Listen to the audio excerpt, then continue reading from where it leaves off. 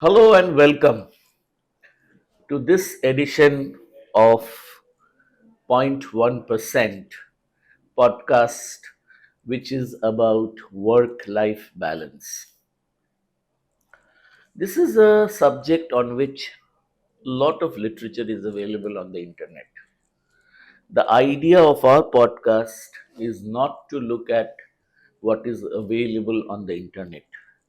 In fact, it is what is not available in the internet. It's my honor and pleasure to introduce my guest today. He is a person with 30 years of experience in the travel and tourism industry. He doesn't look his age. He is an author, very successful. He has written a book in Bengali, a book in English is just awaiting release. He has traveled more than 75 countries in this world. Personally, he wants to hit a century there.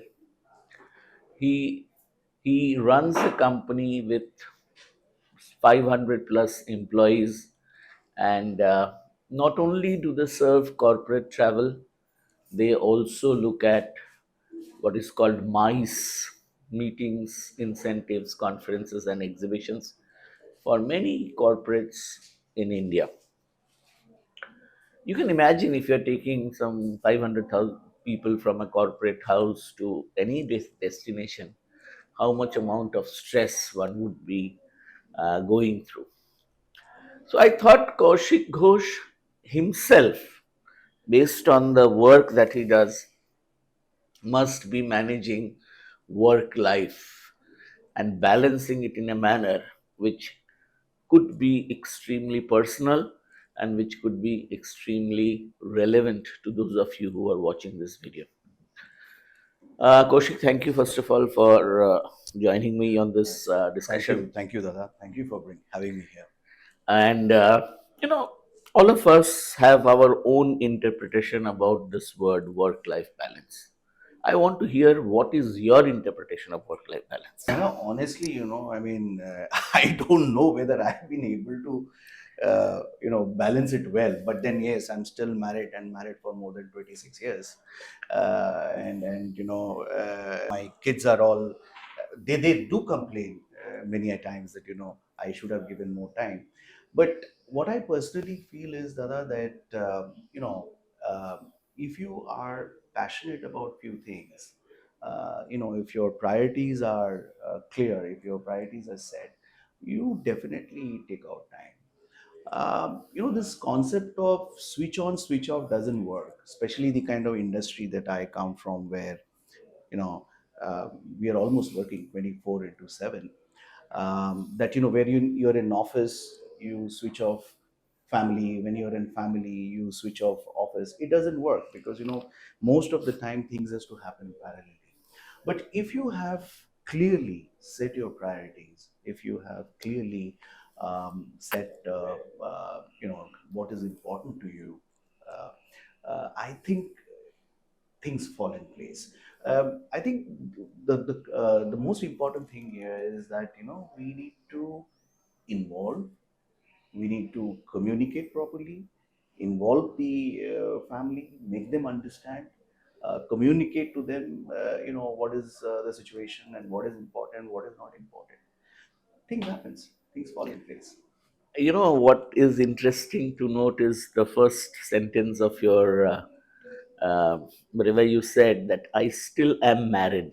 So, one of the yardsticks that those of us who are married look at work life balance is being married.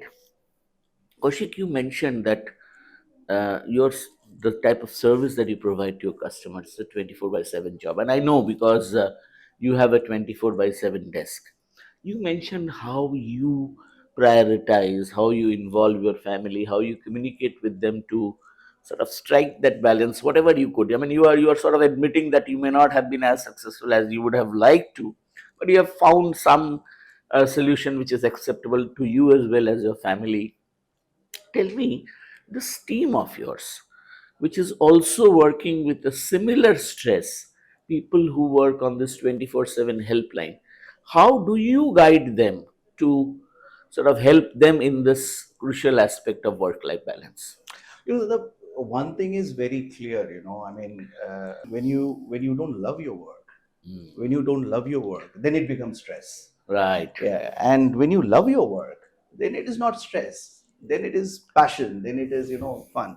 So I think, again, what is the most important thing here is that you need to have an environment. You need to create, as a leader, you need to create an environment.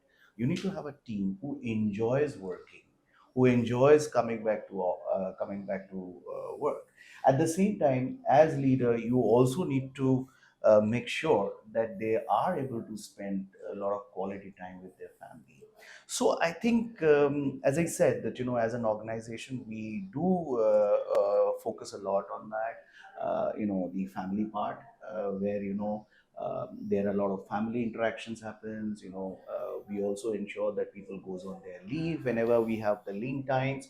So yes, as a leader, as an organization, we definitely look into this area where the team is also able to manage their work life balance You, better. you, you actually make a very pertinent point, Kaushik. I think at the end of the day, it is an organization and the leadership of the organization who also have to feel for their people. Yeah. Typically, I've found many people who are very selfish. They're bothered about themselves. Well, I'll go off on 6, you stay back till 9 and do the work. It can work once in a while, but it cannot work always. You have been a very successful professional, Kaushik, in this industry. And that would not have been possible, and that's my belief, unless you had managed this somewhat.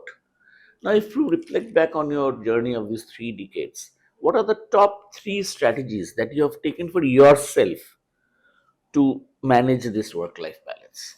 Yeah, I mean, Dada, honestly, times just flies, and it's like, it's just yesterday I had got into it. It feels that I've just yesterday, I got into this industry, but it's almost now 3 decades that I have been here. See, I try to keep it as simple as possible. I didn't want it to complicate much. As I said, that I enjoy working, I love working, I love people, and in fact, the next book that is coming, in January, early January, the book is getting released. Now, there, the main subject of that book is my 8H principle. So this 8H principle is what I have followed throughout my career and my personal life, and that has helped me to remain grounded and keep going. So you may call it success, I call it fulfillment. I call it a fulfilled life. So what is that 8H? We will not reveal here, otherwise, you won't read the book. All right. A couple of more questions, Kaushik. This, if you look at this millennials, Gen Z, I mean, the current generation who are getting into work now, they have their own security, insecurity challenges, and most of them are at the early stage of their work career. Some of them are already facing the heat, Hmm. primarily because of this hybrid mode of working, work from home, and things like that. Hmm.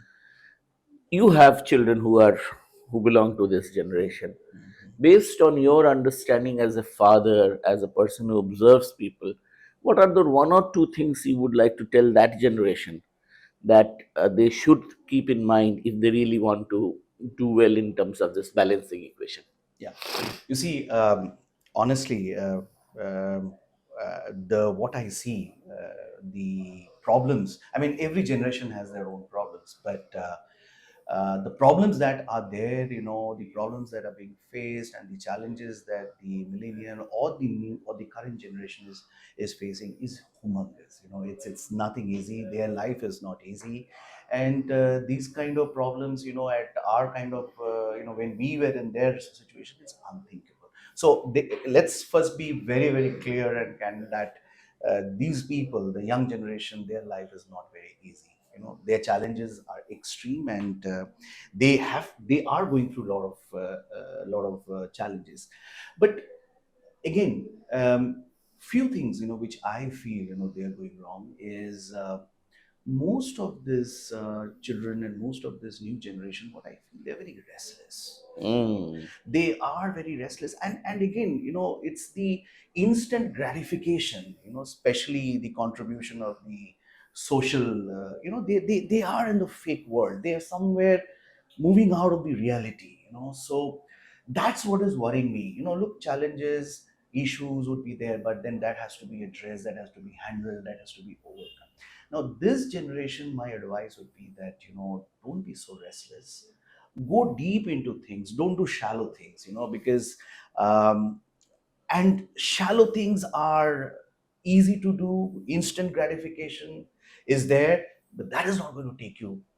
That's not going to take you long. That's not going to help you to grow in life. So you need to think deep. You need to do deep work. You need to do a lot of hard work, and you need to be patient. You have traveled more than 75 countries, and you must have seen people there in those countries, because I know you're an avid traveler. You are a travelogue. You write. You have travelogues video as well as otherwise. Any country and the way the country operates, where one can learn from few things which could be useful for this work-life balance. Would you like to name any country, something that you've seen there, which could be very relevant? Dada, yes, I personally feel that I'm a traveler. Hmm. And of course, I that's one of the things that I want to do in my life, that I want to travel all the countries, and I want to really do that within the next 5 to 10 years.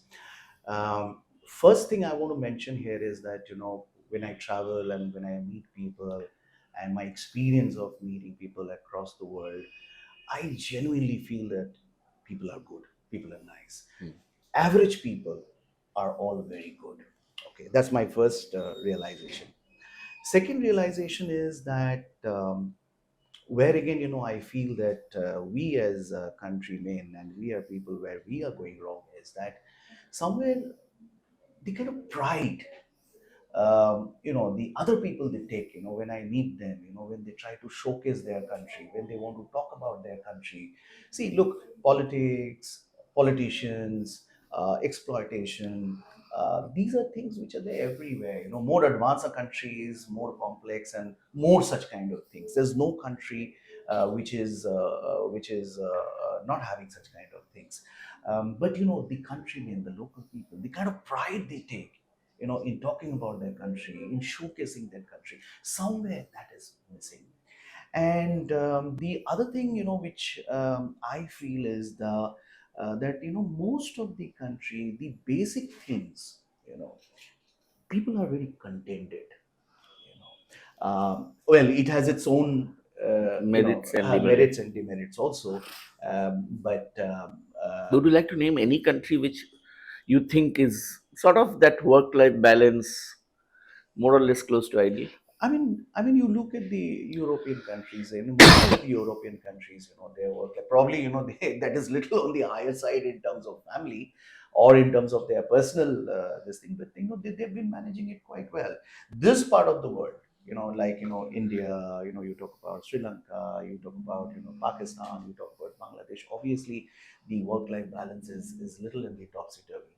It's little on the different side, but rest of the world, I think people are managing the work-life balance in their own way. Thank you for being with us. Thank you, Kaushik, for sharing your valuable insight and your experience with us. If I were to sum up what Kaushik has said in terms of his take on work life balance is: A, if you love what you do, if you are passionate about what you're doing, then you will find that it is much easier to strike this balance. That's point number one. Like he says, he's a traveler first, a corporate executive next. Second, the most pertinent point in this discussion he made is involve the family. They should be aware of what you're doing, why you're doing it, and communicate with the family. And I'm just adding my bit to it, set their expectations right. Yeah.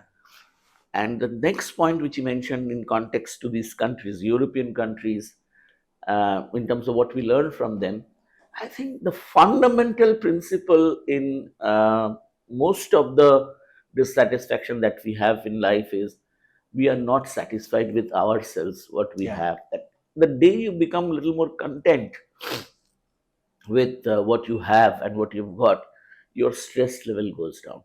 And finally, a word for those who are millennials and Gen Z: be more patient. Let's not look at only instant gratification. Let's not work superficially or shallow, as Kaushik said. Try and be deep, be patient, and one shall realize that it is the God has made us this way. I mean, unless we work, we can't lead a good life. And the point is, if you can't lead a good life because you're working, then there's no point working. So it's that balance that we are to talk about. It is possible. I feel it begins with you. If you decide it is possible, it is possible. If you decide no, it cannot be done, nobody can help you. Thank you for watching us. Please wait for our next edition of the podcast, which will be on romance. Wow. That will be in February. And this is the podcast which we are going to release in the month of December, because that is the month when people take vacations. They try to make up for work life balance by going on vacations. I think that's the biggest misnomer people live with. Just taking a 7-day vacation doesn't help you correct your work life balance. Thank you, Kaushik, Thank for you. being Thank you with so us. much, Ajay. Thank you. And good luck. And we Thank you. look forward to many more. Good luck with your book in Thank you. January. Thank you. Thank you so much. Thank you so much. Thank you.